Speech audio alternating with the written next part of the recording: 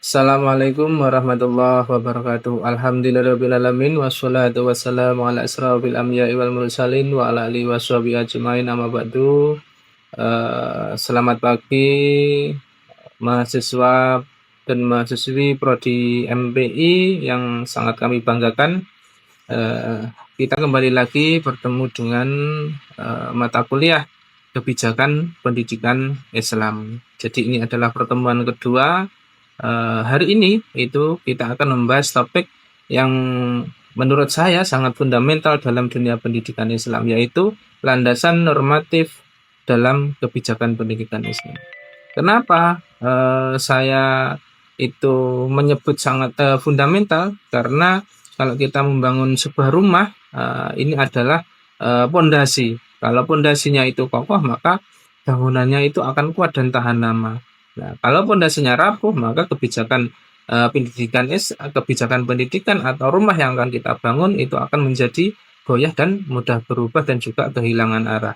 Nah, hari ini kita akan mengupas 4 pilar utama yang menjadi landasan normatif, yaitu pilar pertama yaitu filosofi, kemudian teologi, ideologi, dan yuridis.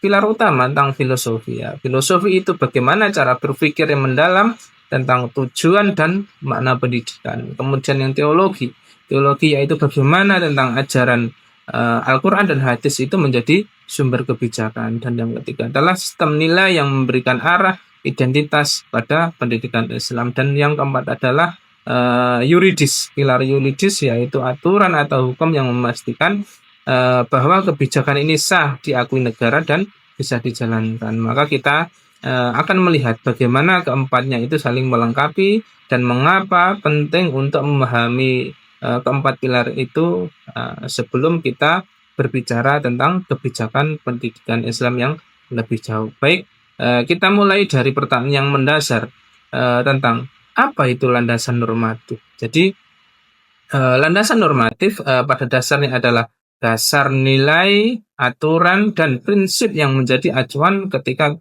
kita itu merumuskan sebuah kebijakan. Bayangkan kita itu membangun rumah, sebelum bikin dinding dan atap, kita butuh yang namanya pondasi. Nah, landasan normatif inilah yang akan menjadi pondasi bagi kebijakan pendidikan. Landasan normatif itu juga akan mempunyai fungsi menghubungkan kebijakan pendidikan dengan nilai agama, budaya, dan juga etika. Jadi, kebijakan pendidikan bukan hanya soal teknis administrasi atau anggaran, tetapi juga harus memikirkan nilai apa yang ditanamkan pada generasi muda.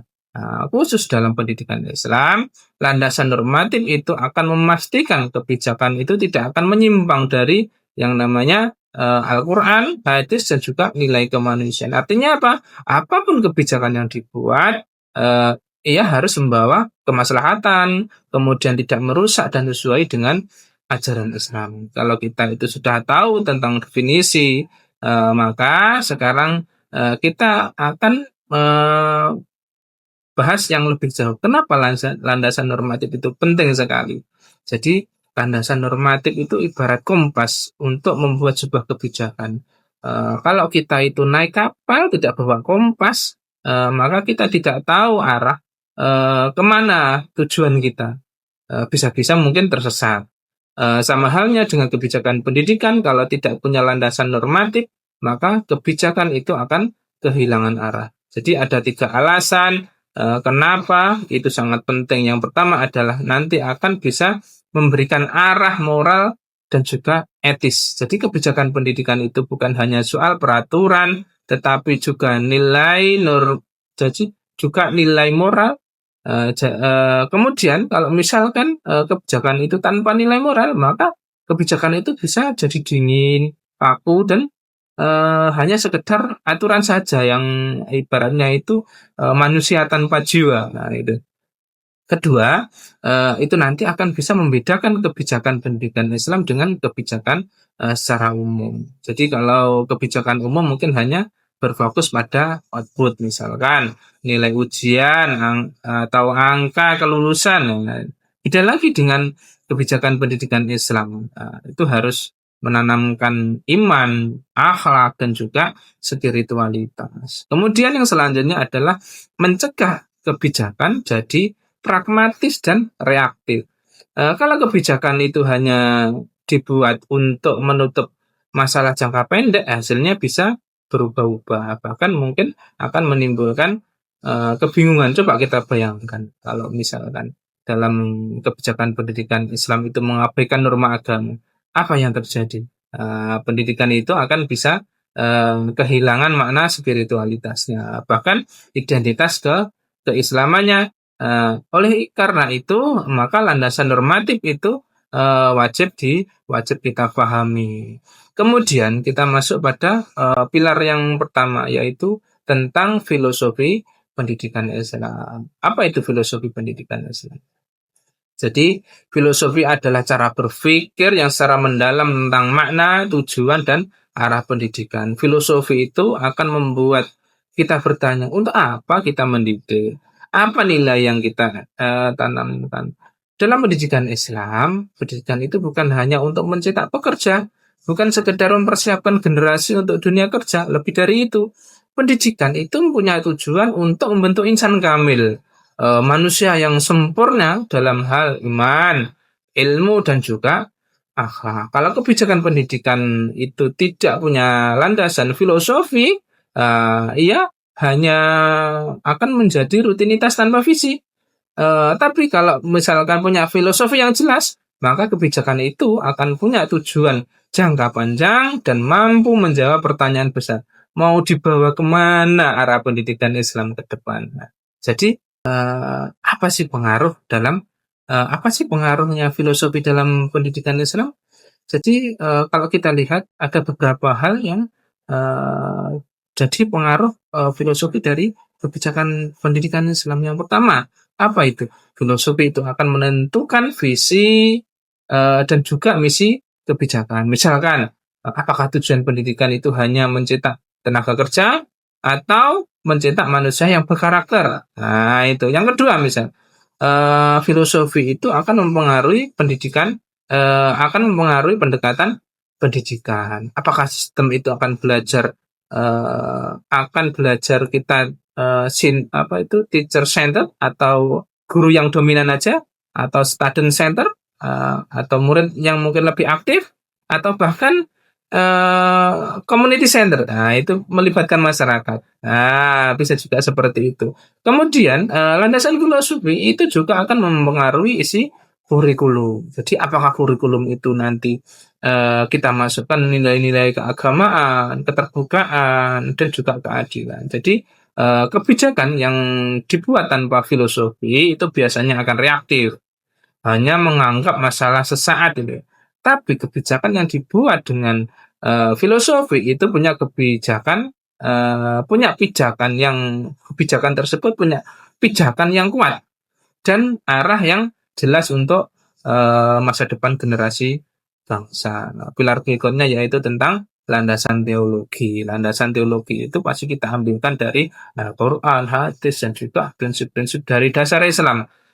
Nah, dari sinilah kita mengambil nilai-nilai inti untuk merumuskan sebuah kebijakan. Ada beberapa nilai penting, di antaranya adalah tauhid, amanah, kemudian adil dan ihsan. Contoh misalkan tauhid.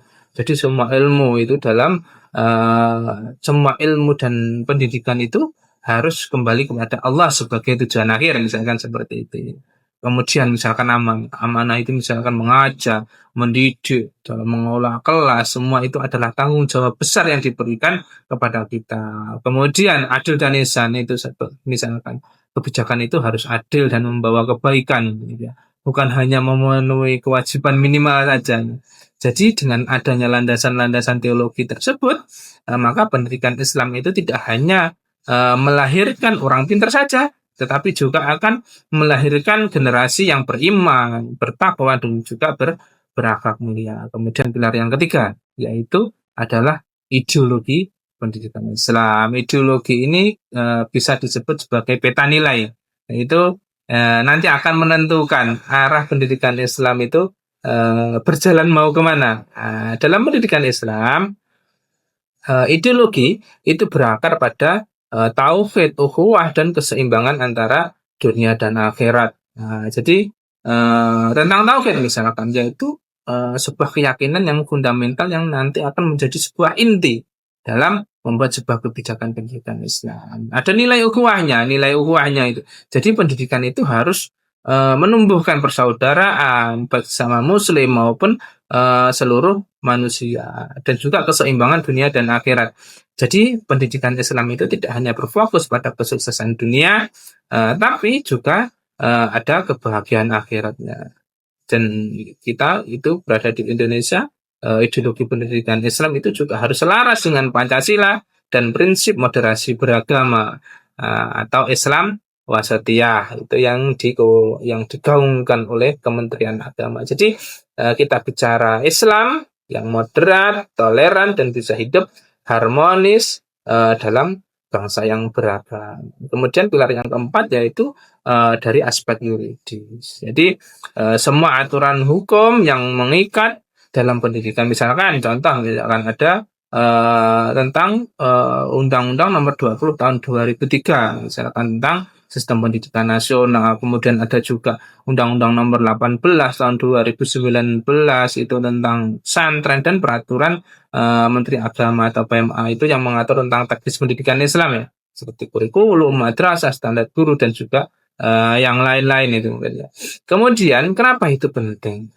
Karena tanpa adanya dasar hukum, maka kebijakan itu tidak punya kekuatan yang mengikat dengan aspek yuridis.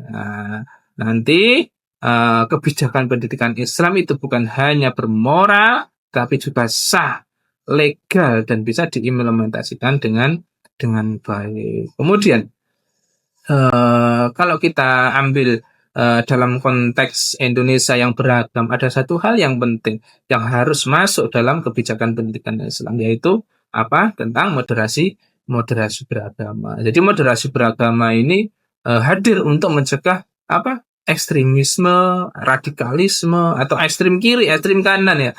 Ekstrem kiri itu lebih ke sekuler. Nah, itu kan. Kalau ekstrem kanan itu lebih ke radikal. Nah, jadi pendidikan Islam itu nanti akan diarahkan pada Islam rahmatan lil alamin. Islam yang membawa rahmat bagi semua makhluk. Jadi kurikulum, kebijakan, dan aktivitas semua yang ada di sekolah, madrasah harus mengajarkan toleransi, menghargai perbedaan, dan cinta tanah air. Dengan begitu, nanti pendidikan Islam itu akan menjadi jembatan antara ajaran agama dan realitas negara Indonesia ini yang majemuk.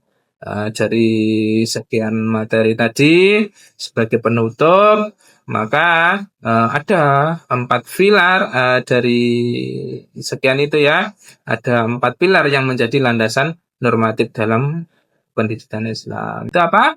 Filosofi, teologi, ideologi, dan yuridis. Keempatnya itu ibarat kompas ya. Kalau misalkan itu dalam kebijakan tetap agar kebijakan itu tetap pada jalurnya. Jadi kebijakan pendidikan Islam itu harus berbasis nilai Islam, sah secara hukum, kemudian relevan dengan realitas bangsa. Dengan begitu mungkin nantinya pendidikan Islam akan melahirkan generasi yang relevan. Relevan itu dalam artian sesuai dengan kebutuhan zaman, toleran, itu menghargai keberagaman, berkarakter Islam. Karakter Islam itu berakhlak dan beriman kuat. Kalau 4 pilar ini kokoh, insya Allah kebijakan pendidikan Islam akan melahirkan insan kamil yang membentuk masyarakat yang madani. Itulah tujuan besar pendidikan Islam, bukan hanya sekedar mencetak orang pintar, tetapi melahirkan manusia yang utuh dalam iman, ilmu, dan juga akhlak. Mungkin begitu yang dapat saya sampaikan pada pertemuan kuliah kita kali ini. Semoga kuliah kita kali ini manfaat fi dunya hatta akhirah. Wallahumma fiqina wa mitarik. Assalamualaikum warahmatullahi wabarakatuh.